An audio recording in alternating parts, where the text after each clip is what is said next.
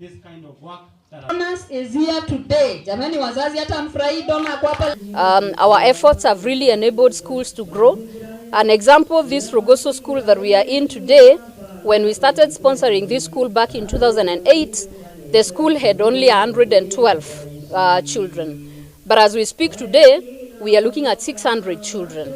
We have so many partners, and we are very, very happy to partner with them and welcome them as a Ministry of Education. If a child is going to be in school for 16 years, 80% of their time will be in classes, because if a day is made up of 8 hours, almost 6 hours is spent by the children in classes learning. So it is important to have proper classrooms, and this is what we have delivered today through support of our donors and donors' support through Lewa, and this is made possible because of wildlife conservation, environmental conservation and partnership with the community. Watoto wetu mbeleni hapa walikuwa wanabeba maji, lakini saa hii hawabebi maji, wametutengenezea mbwao.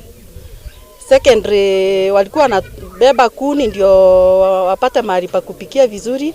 Saa hizi hawabebi kuni, tunaletewa kuni, tumejengewa njiko, shule iko sawa.